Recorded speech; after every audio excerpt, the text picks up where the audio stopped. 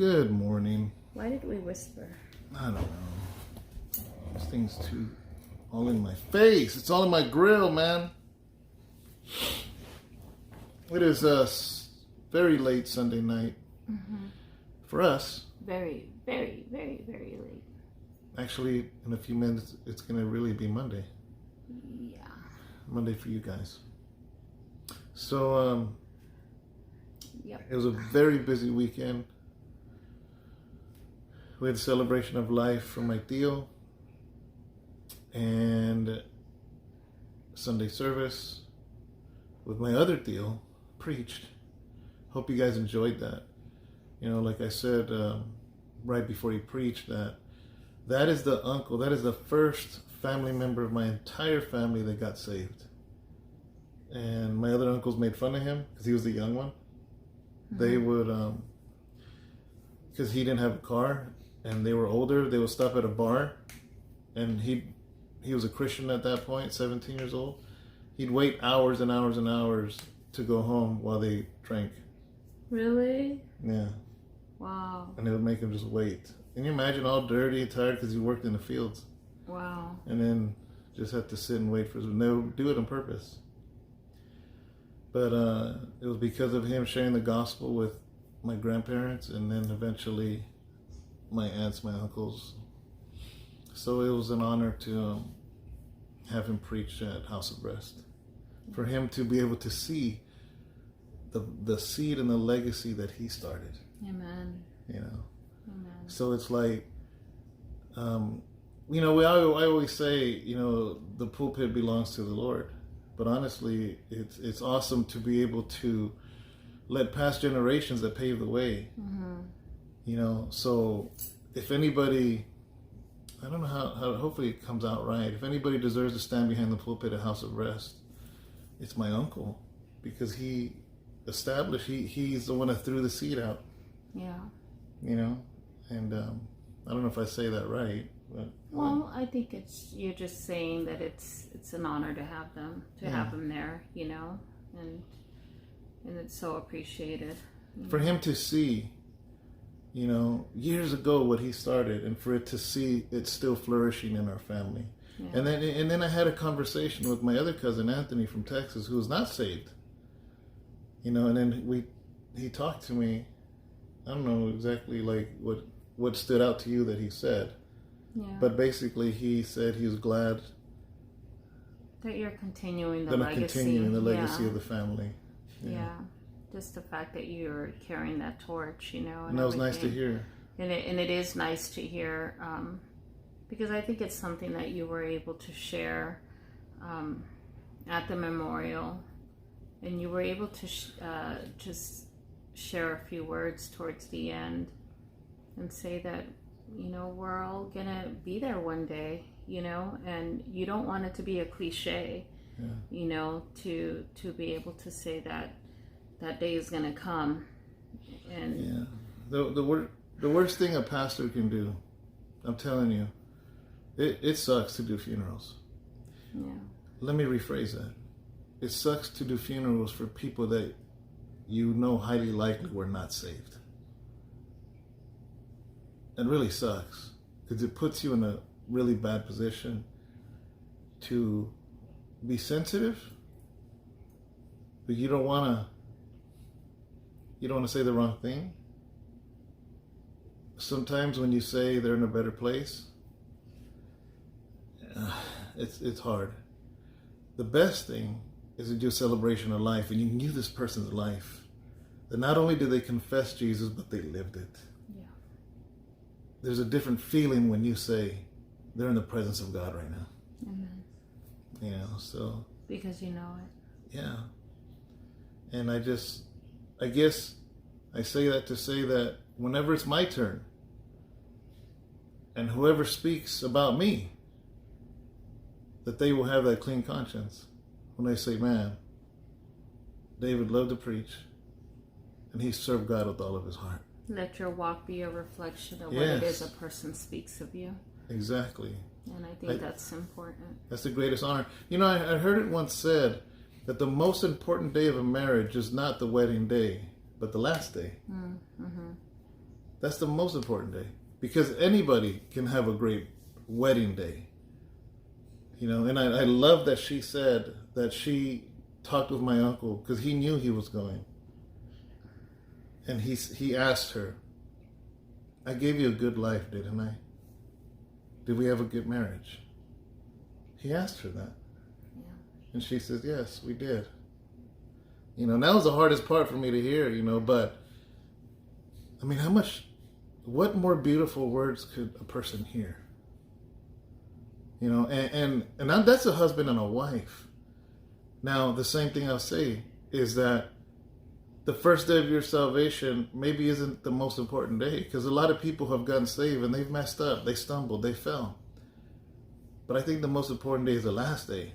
How do you end it? Because Jesus said that the first will be last and the last will be first. So if your walk has been not so good, then let your ending be better than your beginning. Can you imagine the first day when you're there in front of Jesus, and he says, good job done, my well and faithful servant. Yeah. Job well done. Job well done, my good and faithful servant. Yeah, come and dine with me. Yes. Yeah. Yeah. I mean, it's powerful, and to hear those words. Dealing with a loss, and we all do. We all lost people. Yeah. It makes you, it forces you to reflect your own life. Every time somebody passes, it forces you to reflect on your own life, and not only your own life, your own death, and how fragile we really are. Yeah. We truly are. Like literally, sometimes, you're driving through the freeway and a bug hits your windshield. It's just so fragile, boom, like nothing. But yet, we're driving on freeways where cars are going 60, 70, 80 miles an hour, and you and I could easily be that bug, boom, like that. Fragile. Today, you guys are so crazy. We were on the freeway, and there was a man literally trying to cross the freeway. Not trying, but he did. He started to cross the freeway. And we were the ones driving, and my heart literally sank the moment that I caught glimpse that he was trying to cross the freeway. Can you imagine the feeling that I felt as we were the ones driving? Yeah. But I had seen him. I think you didn't know if I seen him or not. No, but I mean, it's not the fact that I hadn't seen him. I had seen him, but the nervousness, the feeling, how intense it became when I just seen him trying to cross the freeway, and it's just like, it's just. Yeah, I don't know if this is the new normal for those of you out of California, but the last couple years, the homeless issue has been really bad on the freeways, dangerously bad. And guys, let me know if this is normal or if this is just California. You're not in that. Oh, sorry. And because it's. I mean, you see a lot of homeless people riding their bikes on the side of the freeway. See, when I was young, there was signs every few miles that said it was illegal to be on the freeway unless you were in a car, a truck, or a motorcycle. It was illegal. If you were walking, you better be walking because you ran out of gas or your car broke down and you're just trying to walk to the next exit. Yeah. Because anything other than that, you were going to get cited. Well, usually the police or the patrols, or they would pick you up and take you to the next exit. Even a tow truck would pick you up and take you to the next exit. Because you could not be on the side of the freeway. And now there's groups of people. There's literally tents on the freeway, the grass area right there, and it's just and this is not. I'm not talking about homeless issue or not. I'm saying it's a dangerous place for them to be, and now. It's like there's tent cities literally on freeway grounds, because you have the freeway and then you have the other, there's freeways and there's grass in the middle of trees. It's like becoming camps. And so to get in and out of there, they got to run across the freeway. You have to run across the freeway. So I don't know, guys. Let me know. I'm interested. Actually, It's is this a something? scary Is this something? situation. Oh, is this California or is this everywhere? I'm just curious about that. Yeah, that it's- would be interesting to know. Yeah. Because that is not something that is once in a while. This is normal now. This is, I don't care what city you go to, Bay Area, Los Angeles, here in the Valley, Sacramento. It's everywhere, and it's rampant. It's really, really bad, and all it takes is somebody drugged out to just, dart across that freeway, and it's weird because the police no longer do anything. The signs are no longer there like it used to be when I was growing up. It takes 1 second for somebody to swerve and cause many cars to get into an accident, and it's just a scary situation, And in California, I don't know if other states have them. We have these, what are they called? What it says the words up there? Oh, the prompters? The word prompts? Yeah, so like they added them in the state years ago, like when a child would be abducted, then instantly every single one across up and down California would instantly, wherever it's controlled at, would say a license plate, the car, child missing, and I mean across the state. So it was a pretty awesome thing, actually. But now they use it saying, "Watch out for people on the freeway." Watch out for pedestrians. Yeah, instead of being strict on just people getting on the freeway, because I see people on the freeway and cops just pass by them. It's weird. It's just a weird time. Yeah. Anyways, I didn't want to do a whole video about that, but I was just wondering how other states were. Yeah, it would be interesting to know, though. Yeah, absolutely. But guys, it was a busy day, and we were able to hang out with Tio Juan and his wife, my tia. They came from Texas to do the service at the Celebration of Life. Spent some time with them, and then I had to go fix the car, my son. So that took my evening. I just got back. You just got back a few minutes, not too long ago. He has to use the car to work, I think at 7 in the morning? Yeah. So I had to go and change a thermostat. So we just wanted to say hello. We just wanted to pray that you have a great week. We'll see you tomorrow with a better video. Amen. I have a question. To me or them? To you. What? Why do you always match the letters to the shirts that I wear? You said you didn't want to talk about that. No, I am curious though. Have you guys noticed that every time I started to notice it, and it was so weird. If I'm wearing orange, he puts orange letters. If I'm wearing pink, he puts pink. If I'm wearing light pink, he puts light pink letters. And then if I'm wearing yellow, he'll put yellow letters. I'm like, what is this? You know how women like to match their earrings and everything. And I'm like, seriously, David? That's something I would do as a woman. And I'm like, that's so weird. Here's why I do it, right? I'm like, why are you matching me? In case you guys are wondering. So after that we do the video, like right now we're doing the video, and then I edit it, obviously, because I'm using the front camera, everything's backwards. So I have to flip it, and I render it. And then I upload it, and then I have to make the what's the little picture called? I don't even know what that's called. Thumbnail? I guess the thumbnail, the little thing. So I gotta put a title up here, something to make people maybe want to click it. So if you notice, look at the screen. What's the only thing colorful here? Look at it right now. My shirt. Yeah. So I put the title up here, and then it asked me what color do I want it in. So I'm just like, well, I'm wearing black. The couch is black. The wall is off-white. And then I was like, oh, I'll just match the shirt. That's it. Oh my God. But because I don't know what color to do it in. I never know what color to do it in. Like, I mean, I think if you How do you just don't keep them white all the time? No, that's boring because they'll all look the same. Oh my And then people won't click on them because they'll think it's the same one. You've got to change it up. Oh, okay. Think about it. It's the same two bobblehead faces, the same crosses in the back. And if it's white every time, then it'll be like, oh, that's the video from yesterday. That's the video from yesterday. So you got to switch it up. Did you just call me a bobblehead? Yeah, I said 2 bobbleheads.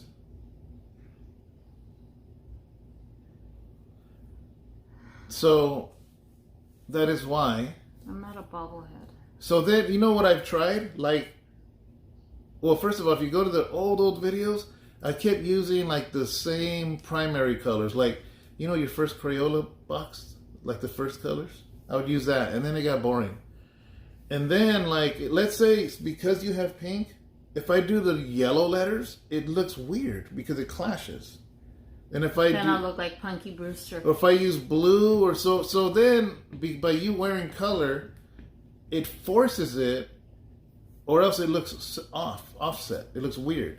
Okay, I get it. So then I don't know what to do. All right, so I'm not gonna wear super weird colors then. No, I'll just pick weird. See, here's what's gonna happen. I just noticed. I'm like, but here's what's gonna happen. If I wear green, he puts green. If I wear this, I was like, this is so weird. Sometimes I match mine if I wear the green shirt. But here's what happens. Here's what's gonna happen, right? Is I'm gonna put a color, and it's gonna look so contrasted with that color. It's gonna be like, what is this? This looks like a mess. And it's so it forces me to have to match it. So you're calling me a complainer now? I'm not calling you that. I said what I said. What are you talking about? You see what we women do? He says one thing, you call me a complainer? Yeah. So, yeah. So that's the story of that. I hope that edified you. Why do you have to say it like that to them? Well, I hope that edified you. I don't know. You say it like a bully, you know? I wish I had camouflage letters. Then you wouldn't see them because they're camouflage. Then you wouldn't see him either because he's camouflaged with his camouflage Bible. What'd you drop? My watch.